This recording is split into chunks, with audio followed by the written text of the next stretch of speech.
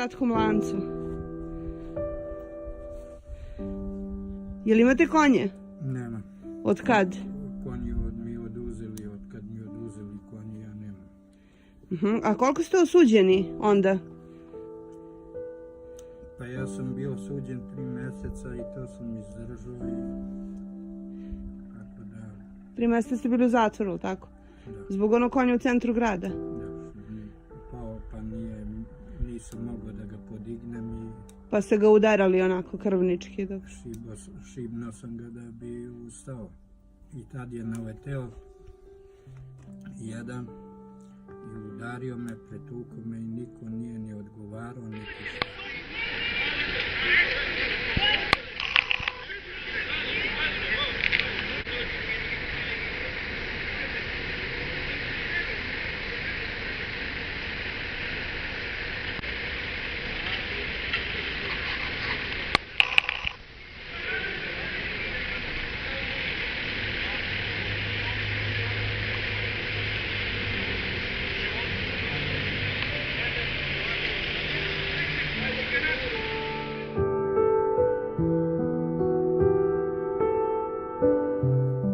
Tražili su da mu sude godinu dana zatvora, oni posle su mu oslobodili zato što ždrebe nije ogrebeno, nije imalo nigde povrede. Ali ono palo na pijaci od iznemoglosti, jel tako? Nije ono iznemoglo, nego leglo.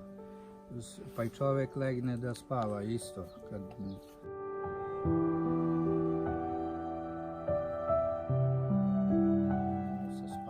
Koliko ste vi kilometara jahali na tom ždrebetu? Koliko ima odavde do Jagodine? Pa ja nisam jahao ždrebe, ja sam išao pešice. Snimili su vas da ste jahali? Pešice sam išao odavde, od kuće do Jagodine sa ždrebe da bi upoznao saobraćaj. Međutim, oni su me strpali tad kad sam trebao da idem na izdržavanje kazne. Ali ne, ima snima kako jašete ždrebe do Jagodine. Konja, a posle tamo... Ali čujete šta vas ja pitam? Ima snima kako jašete to ždrebe? Pa ja sam jahao konje iz detinjstva.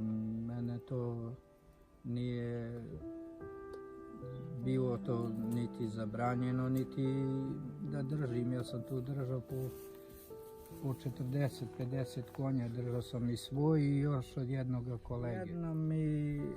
Jedna omica dole pala ispod one šljiva i vrat je povredila i ja sam je odmah zvao sam toga kolegu i on je oterao negde na klanje, ne znam gdje.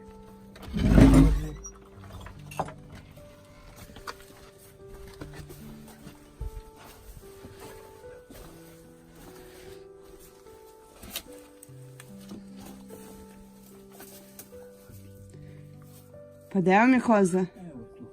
U ovom mraku? Vi shvatate da životinje ne smete da držite u takvim uslovima? Da, ja živim tu i bez struje i bez... Od kad nemate struju? Pa ima